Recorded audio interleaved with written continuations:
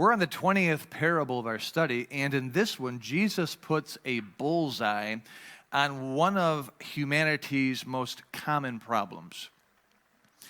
He's going to have, when he teaches this, everyone who is present, he's going to have their attention.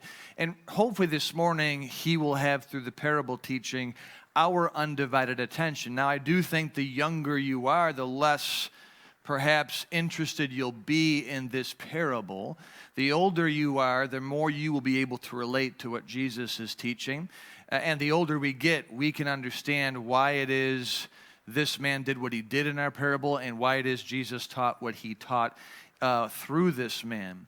You say, what's that problem? Well, it gets back to what we talked about on Easter. If you go back to the messages we were discussing on Easter, we talked about how we as a people, as a race, humanity, we are obsessed with survival. It's not something that we wake up and think about. It's not something we often talk about with anybody. But everything we do going through life, it is about survival. We just don't even know it. It's a very unconscious dictator in our lives. We are obsessed with making sure we always have something to eat. We want to make sure we have enough to eat, and we always have enough to eat. Most people in our world, most people by and large, for them, life revolves around living as long as possible.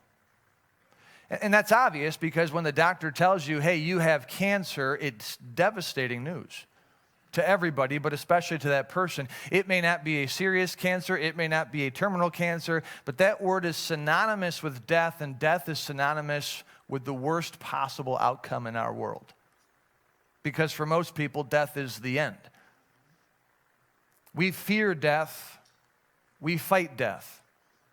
And that's not bad, by the way. We were designed by God to live.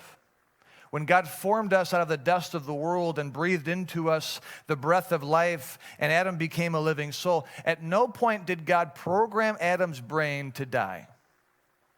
At no point did God say, I foresee Adam's going to sin. Sin will bring death, and I got to make sure that humanity can prepare for death. They're okay with it. They understand it. They're aware of its inevitability, but God didn't do that. And we cling to life. Whether we live on the grid or off the grid, we work every day to keep eating. Whether we have a lot of money or a little money, we work to keep surviving. That's the depressing fundamental fact of humanity. And as long as we have enough money, we'll keep living. As long as we have enough money, we'll keep eating and therefore keep living. As long as we have enough money, we'll keep healing and then we'll keep living. And as long as there is food in the cupboards, money in the bank, our minds are at ease. As long as there is food in the cupboards, money in the bank, food on the table, we can relax. We can chill out. You know this is true because of humanity's instinct to stockpile when there's a shortage of anything. And really, like you go back a year ago, and I realize we don't need toilet paper to live, but there was an incredible obsession that put me first and wanted to make sure we had enough of something lest the world comes to an end. Like that's what happened. And there was a reason the stores had to say only one loaf of bread, only 1 gallon of milk, only 1 package of hamburger, because they know that if they allowed people to get as much as they felt that they needed, that would be cleaned out by just a few people. Because there's something deep within us that says, I've got to keep living. I've got to keep surviving. And if there's a shortage of hamburger, I've got enough hamburger in my freezer to keep me going for 20 more years. That's what goes through our minds. I mean, just this past week, there was a shortage of gas in the South. And it was clear by the officials forecasting this is not a permanent shortage, people. It's temporary. And yet people are rushing to the gas station to fill up every container they can get. I was told by somebody they were filling up plastic bags of gas. Right? Like, what's going on? You lost your mind. Well, there's a potential shortage. If I don't have gas, I can't get to work. If I can't get to work, I can't get food. If I can't get food, I can't live, and I'll die. That's what happens for all of us. We didn't do that because, we weren't that weak. No, you had gas at the gas station. But had it come here, we'd be doing the same thing. And you'd be kicking people on the way you'd be pushing old ladies over, you'd be kicking kids. Give me that gas can. That's human nature. It's all about survival for us. There is a sensor in our brains that goes wild when there's any type of shortage that could remotely result in our demise. Heat, water, food. The one that is coming someday is medicine. People will go wild if there's a shortage of medicine. As long as we have what we need for the foreseeable future, though, that sensor in our minds lies dormant. But this is why we ultimately focus so much on money. Because money, we don't think it, we don't say it, but money is the means to keep living. We stockpile it, we have enough of it so that we know we can get whatever we need to keep living. But this is also why money becomes such a problem for our faith. Because if we have money in the bank, substantial amounts of it, we have nothing to trust but that money. We have no one to look to but that money. And so Jesus often put the homiletic bullseye on money so often. And that's what we're going to talk about today in Luke chapter 12. Now, you're in Luke 11. You say, why are we there? Because the story of the parable that we're going to look at really began in Luke chapter 11. Jesus was, shall we say, in a mood. He was a preacher. So we preachers get a little upset once in a while at the declining morality, the spiritual apathy. And at this point in Jesus' ministry, there was a growing sense of resistance, a growing sense of skepticism, some rejection from within the nation. And Jesus just let them have it in Luke chapter 11. He was not preaching a Hallmark message. He wasn't doing a Mother's Day message. This was the real deal. It was a tough one. And after that message, oddly enough, a Pharisee invited Jesus over for dinner after the message. And I have a small theory about it that I won't share with you at this time, but nonetheless, a Pharisee said, come on over for dinner. Jesus agrees, and Jesus would do something to pull out of him what he really thought and how he really felt about Jesus. You say, what did he do? He didn't use the restroom before he ate dinner. None of you are no one's jaws dropped this morning? I understand. Did you hear me? Jesus didn't wash his hands before he ate. You're not Pharisees. You do not wash your hands before you eat if you're a Pharisee. Like that, thou shalt have no other gods before me. And then the second commandment, I don't know if you know this, it's thou shalt not eat dinner without washing your hands. For the Pharisees, it was a massive deal. And this Pharisee saw Jesus not wash his hands before he ate, and his jaw drops, his eyes get big. He doesn't say anything, but Jesus knows with the big eyes and the jaw dropping that he was looking at Jesus with this self-righteous condemnation. And Jesus says, that's all I needed to see. Part 2 of scathing sermon, verse number 39, Luke chapter 11. This one's in your living room, at your dining room table, Mr. Pharisee. Verse 39, Luke chapter 11. Now, this is after the Pharisee looks at him the way he did. Now do ye Pharisees make clean the outside of the cup and the platter, but your inward part is full of ravening and wickedness. Jesus is... I'm going to take you through a few verses, so bear with me. We'll be jumping back and forth in commentary. But Jesus was in this case railing on the Pharisees for what they did. What did they do? They focused on the outside all the time and ignored the inside. They always were about dressing up the outside of the cup and how it looks, but ignoring the actual content of the cup. He says, oh, you polish the outside of the cup. You make it beautiful, and you put precious metals in it, and everybody likes your cup. But on the inside of your cup, it's just full of wickedness. You guys focus on washing of hands, but you've never once washed your heart. BTW, you and I have the same problem instinctively. So before we get on the Pharisee, this message is for us because we're human beings and we think the same way. It's a matter of how we adapt to it. Verse number 40, Jesus says to all the Pharisees, ye fools. Keep that in mind for the next chapter. Ye fools, did not he that made that which is without? Did not God that made the body, that which is without, make that which is within also the soul? Verse 41. In light of that, but rather than focusing on that which is without, rather than focusing on the outside of the cup, rather than washing the hands, give alms of such things as ye have. Let's pause right there. Jesus is railing on the Pharisee for focusing on the body instead of the soul. He's telling him you should focus on the soul instead of the body, and then he immediately says, of all the things he could say, he says, give alms.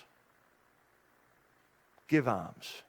No context here that would indicate Jesus had been giving them directions and instruction on how to manage their money.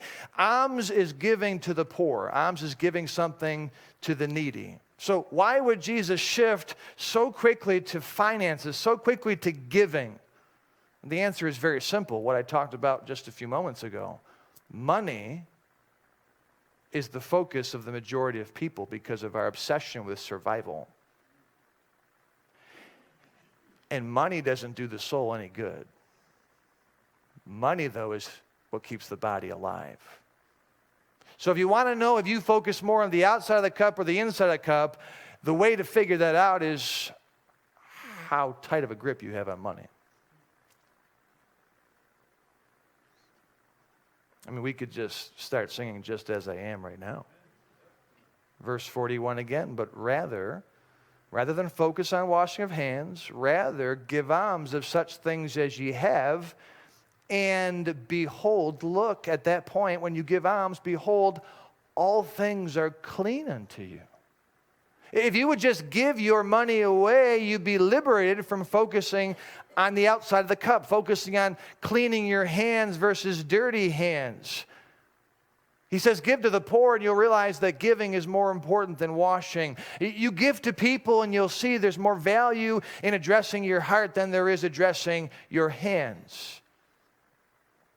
This is the way of mankind.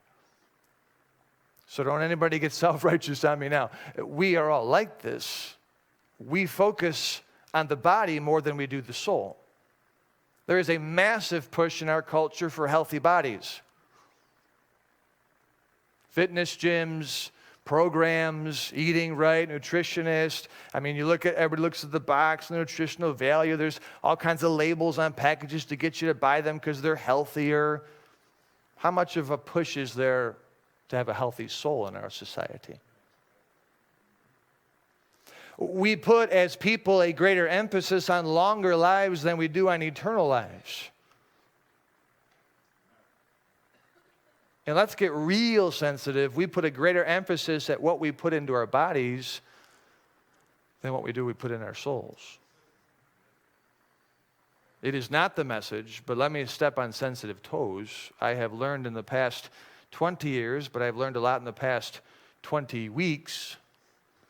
Christians are very passionate about what we put in our arms. But what about what we put in our souls? Amen. I mean, people will, well, you shouldn't do this or you shouldn't do that. But gossip? Not going to hurt me.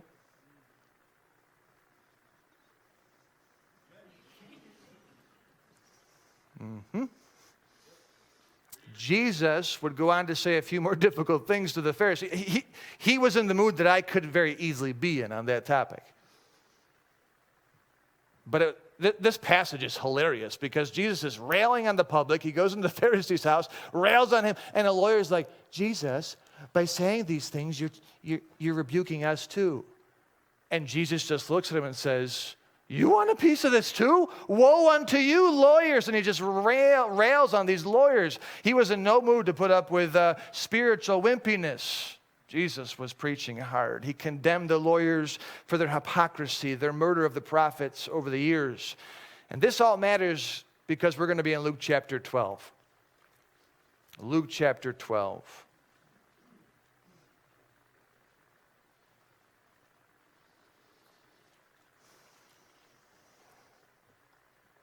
In the meantime, verse number 1, when there were gathered together an innumerable multitude of people, so many, insomuch that they trode one upon another, he began to say unto his disciples, first of all, beware ye of the leaven of the Pharisees, which is hypocrisy. Verse 4, I say unto you, my friends, in general, these are his disciples, be not afraid of them, referring to the Pharisees and the lawyers, because they were responsible for martyring the righteous. Be not afraid of them, he says, that kill the body. And after that, have no more that they can do. But I will forewarn you whom ye shall fear. Fear him which after he hath killed, reference to the body, hath power to cast into hell, reference to the soul. Yea, I say unto you, fear him. God. You see, he's building on what he told the Pharisee. They focus on the outside of the cup, ignore the inside of the cup. They focus on the washing of the hands, but not the washing of the heart. They care about the body, but they don't care about the soul. And Jesus is setting them up not to put so much of an emphasis on the body, not to care so much about what your body looks like, feels like, sounds like, and how long it will live. Verse number 6. Are not 5 sparrows sold for 2 farthings? I think a farthing is 25 cents. Perhaps these sparrows are 10 cents a piece in our currency. They're very cheap. They don't have a lot of value to people. Are not 5 sparrows sold for 2 farthings? And not one of them is forgotten before God. Birds that don't have a soul. They have a body. God made the body. They have feathers. They have bones. They have beaks. God cares about them. Verse number 7. But even the very hairs of your head, body, are all numbered. Fear not, therefore. Don't worry about dying. Don't worry about what's going to happen to your body. Ye are of more value than many sparrows. Don't be like the Pharisees. Verse 13. Now, remember, this is what Jesus is teaching. I don't know why these people are pulling out the questions that they're pulling out in light of the mood Jesus is in and the theme of the message. But one of the company in verse 13, one of the gathering, said unto him, Master, speak to my brother that he divide the inheritance with me. The disciples like, oh no. All right? Take cover. Jesus is talking about not focusing on the body, not focusing on surviving, not focusing on living long, not focusing on healthy lives, not focusing on this world, but focusing on the soul. And you just ask Jesus to help you divide the inheritance? Yeah.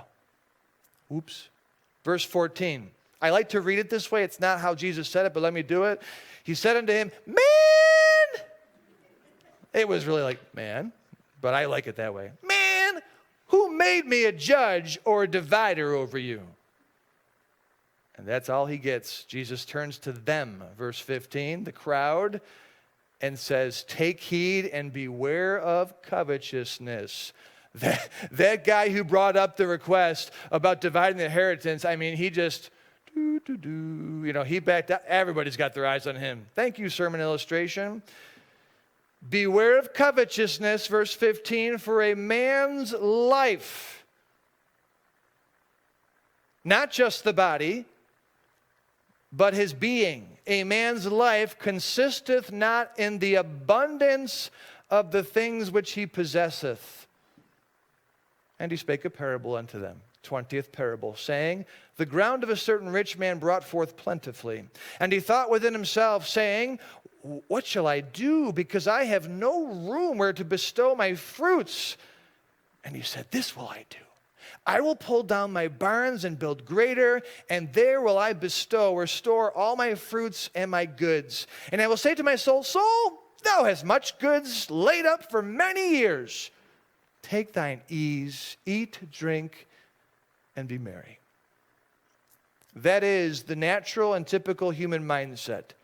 As long as I have plenty of food, as long as I have plenty of goods, I can eat, I can drink, and ultimately, I can be in a good mood. Take away my food, take away my drink, take away my goods. Oh, I can't be in a good mood.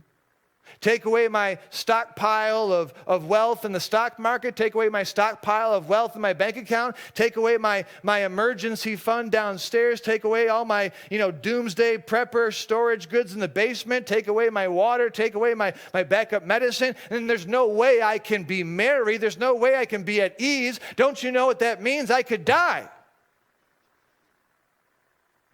You wouldn't be like that, right? I mean, your state of mind doesn't hinge on whether or not you're financially secure, does it? I hope not.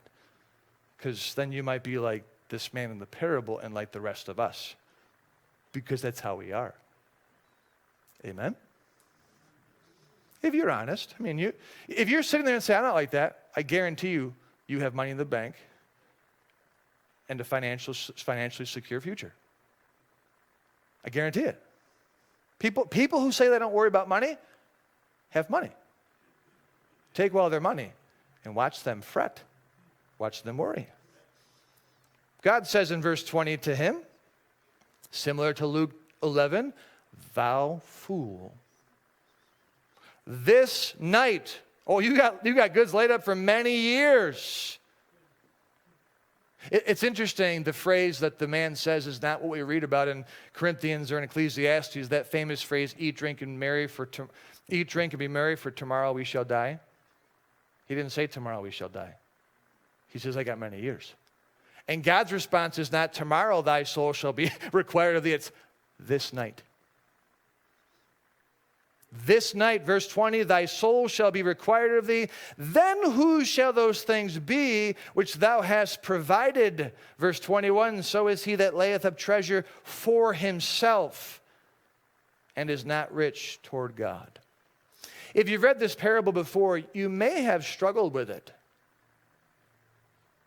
Even though it's obvious a rebuke on the man, but you may sit there in your mind and think, well, why is Jesus being so hard on this certain rich man who brought forth plentifully? He didn't want the crops to go to waste that couldn't fit in his barn, so he took the barn down and built a bigger barn. Isn't that a wise usage of crops so that they don't go to waste? Because a waster is brother to him that is slothful. And why is Jesus railing on a guy who's a hardworking guy? He put the time in, the effort in, the resources in to have a harvest. In fact, it looks like he planned to have more in case of loss. And doesn't the Bible teach we should save? Doesn't the Bible teach we should have a plan for the future, to plan for a rainy day? Isn't that being smart? Shouldn't we plan for retirement? These are all questions you should be asking yourself. Maybe Jesus was just in a mood. Maybe he was mad at the world because the Pharisees and the lawyers were focused on money. Maybe he was just all worked up because this man brought forth a trivial issue between family members about an inheritance, the height of immorality, the depravity of believers.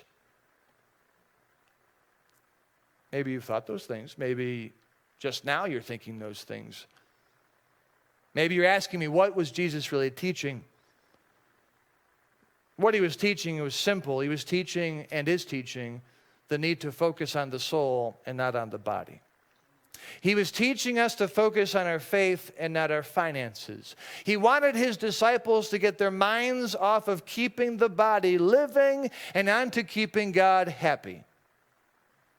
Because God has the power to destroy the body, as he did in the parable, and then destroy the soul.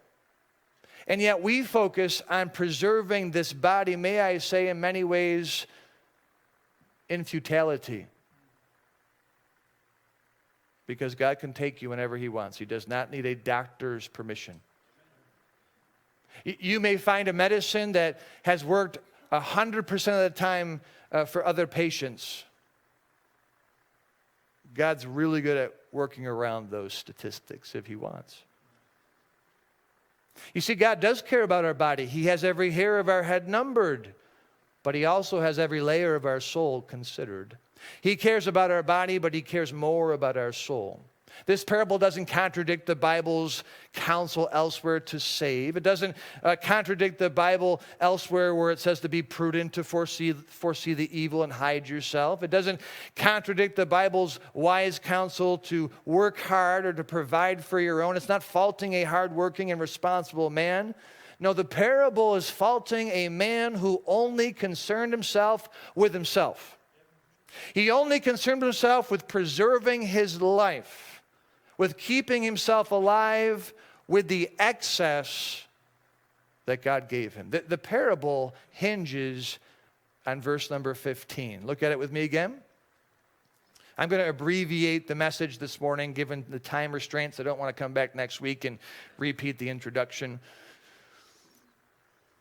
And he said unto them, take heed and beware of covetousness, for a man's life consisteth not in the, what's that next word? Abundance. For a man's life consisteth not in the abundance of the things which he possesseth. Here's the parable, verse 16. Look at it with me again. The ground of a certain rich man brought forth, what's the next word? Plentifully. Meaning abundantly, meaning I got more than I need type of abundantly. Look down then at verse number 18. The man says, this will I do. I will pull down my barns and build greater, and there will I bestow how many of his fruits and goods? Oops. All of it? Every single piece of watermelon, every single piece of corn, every single piece of whatever he was growing. You're going to build a bigger barn. Put all of them in there. Yeah. That way I have much. Verse number 19, see it? That way I have much goods laid up for many years. You know, Jesus intentionally chose to use the story of a farmer because the farmer has very little to do with the harvest once he's tilled the ground, fertilized the field, and planted the seed. Oh, hardworking, for sure. You have to be smart about how you go about that. Absolutely. You've got to be responsible, for sure. But once you do that, by and large, you are dependent on the Maker to send rain, to shine, and to keep the critters away. Forgive me for those of you who farm for minimizing it to that, but that's, right, that's the summary, biblically. So if the ground brought forth plentifully, which is what Jesus said, this man didn't produce that harvest. He just planned for it, but he had to let God bless him for it. James says, every good and perfect gift cometh down from the Father of lights. Everything in our lives, sure, we have a part in it. We sow certain seeds and we do certain things, but every good gift, every perfect gift in this world that comes down into our world, it comes from God Almighty. And when God gives plentifully. And when God gives plentifully, he expects us to do something with it. Let me give you the 3 points, and I'll probably just put them all right up here, and I'll try to babble my way through a summary of it. God gives us more than we need for 3 reasons in this parable. Number 1, to feed those in need. Number 2, to lead us from greed. And number 3, to help us succeed in good deeds. God takes care of his children. When God fed the 5,000, do you know how many baskets of leftovers there were? No, none. God's real big in giving us just what we need, and that's it. No, there were 12. In fact, when God fed the 4,000, how many baskets were left over? No, none. He's not a waster. He doesn't plan for wasting. No, there were 7. In Psalm 23, when the Lord sets a table and prepares a table for us in the presence of our enemies, the psalmist said that my cup does what? When God tells the Jewish people in Malachi chapter 3 to prove me now here with our tithes and offerings, he says, bring it on. Let me show you what's going to happen. I'm going to open the windows of heaven, and I'm going to pour out so much that you, listen now, won't have room to put it. Isn't that the parable? Did God not give this man more than he needed? God knew the size of his barn. And the question is, why did you need a bigger barn if the previous barn was good enough to get you through the year last year. Did you have more children? Did you get bigger and need more food? Did your rent go up? Did your mortgage go up? Did the cost of oil go up? Like, why do you need more this year than you did last year? You don't. God intentionally gave him more than he needed to provide for him and ultimately to give him leftovers to give to those who are in need. Those who focus on the body take the abundant harvest that God gives us as an opportunity to live longer. Those who focus on the soul take the abundant harvest of God's blessings as an opportunity to give more. Those of us who like the body and like to survive and want to live as long as possible, we take the extra blessings that come in the promotion, the extra blessings that come in the stimulus, the extra blessings that come any which way, and we build bigger barns to give us more goods so that we can live longer and have more security, so today we can eat, drink, and be at ease and be merry. Yee. The people who focus on the soul, they get blessings and say, I didn't need all this. I got to give it to people who are in need. Because when you, going back to Luke 11, when you give alms, you behold, all things are clean to me. I don't need to focus on what's going to hurt this body. I got to focus on what's going to help other people. Because there's more joy to living a life of survival when you give to people. I've noticed that people who live a long time often have a lot of money. And oftentimes they get that money by destroying relationships in their life. Give me the inheritance. Here's the question for you. Why was the guy so persistent with Jesus about the inheritance being divided with him? I'll give you a clue. Most of the time when we get inheritances from our families, we are up in age preparing for our own retirement. He was counting on that for his retirement, for his future security. Typically, you don't get an inheritance when you're 5, when you're 12, when you're 25. You typically see that based on age. Parents die when they're in their 70s or 80s or 90s, typically. Therefore, their children, do the math, 20 years to 30 years, are usually in their 50s, getting ready for retirement. He was worried about not having enough. You know that promotion you got? Just a thought. If your needs haven't increased, and by that I mean you haven't gone out and bought a Ferrari or a Corvette. If your needs haven't increased and you got a promotion, just a thought, God is blessing you with plenty so you can bless other people. But if you're like me, if you're rotten to the core, if you're human all the way through, you say, ooh, more money. I can put that in the bank. And then I will have more to live on. I'm in a good mood today. That's like Humanity 101. That's how we are. You know, God cares more about your soul than your body. And here's a real frightening, I got it written right in my notes, verbatim. I'm not going to miss the wrong note here. Listen to this truth, and you will agree with me, I think. Unless you're a penny pincher, you'll be upset with me. The line between fiscal responsibility and greed is razor thin. Think about that. The line between saving wisely and greedily hoarding is very thin. The growing season between worry and greed is very short. You start to fret about money, there is a very short growing season where you go to greed and you say, give me. Give me. That's why when they say, ooh, there's going to be a gas shortage. Greed, go get it. I need it.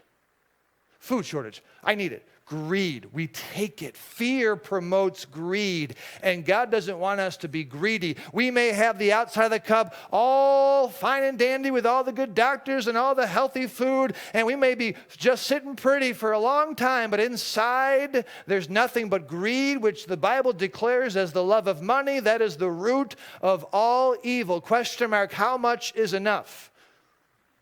And how much is too much? I wonder how much do you need to live on before you'll support a missionary every month? I wonder how much do you need to live on before you'll be a blessing to someone else? I wonder how much do you need to live on before you'll stop working multiple jobs and be at home with your family? Greed tears relationships apart. It darkens the soul, and it takes decades of good family relationships and destroys them in a matter of weeks once mom and dad are gone. This parable was given as a response to a man's request for inheritance mediation.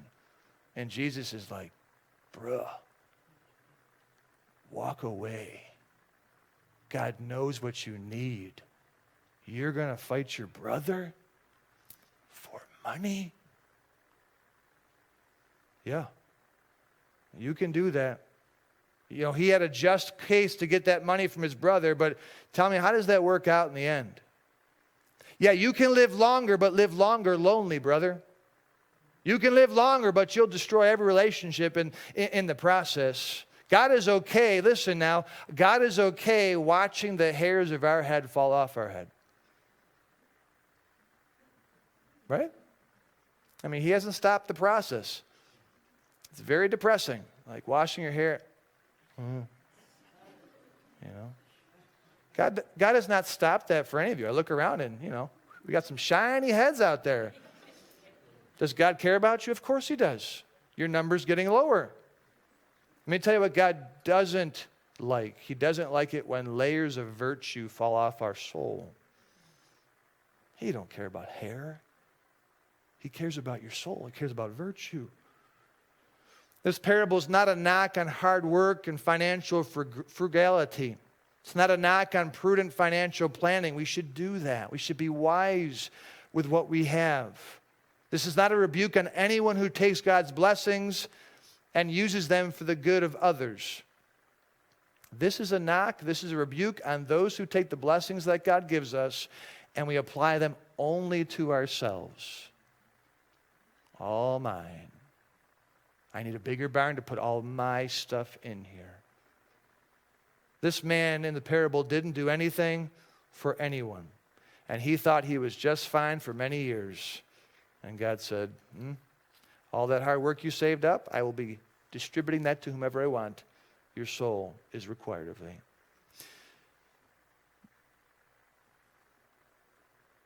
As I said, young people in here are like, this is boring. But if you're 40 and up, and you've had to look at your portfolio, you've had to look at your bank account, you've had to look at the reality to now that, I don't live forever. You've gone and visited some people in homes that you think, I don't want to be here when I'm older. You now started to think about your future. The danger you and I have is becoming just like this man in the parable and not even knowing it. Because what we do is we say, we're being wise, we're being smart, at the expense of our soul. I want to read just verses 22 through 34 and we'll be done.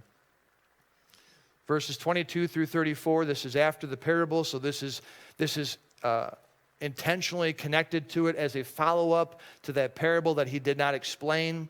He said unto his disciples in verse 22, therefore, in light of that, I say unto you, take no thought. That's worry, that's fear, that's faithlessness, that's doubting God's provision. Take no thought for your life, what ye shall eat, neither for the body what ye shall put on. I might put in there, neither for the body what ye shall put in it. Verse 23, the life is more than meat, and the body is more than raiment.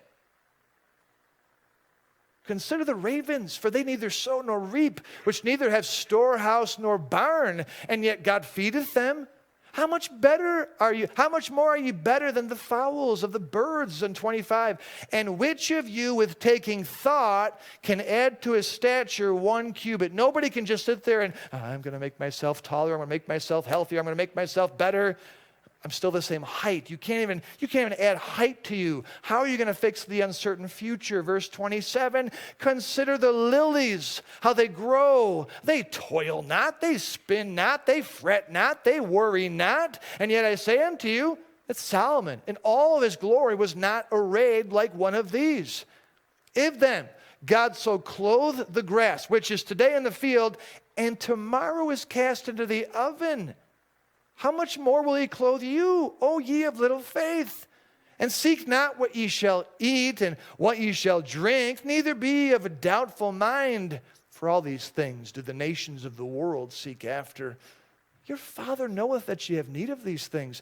Verse 31, this is what I rather you do, little children. This is what I rather you do, my friends. Seek ye the kingdom of God, soul, inward, and all these things shall be added unto you.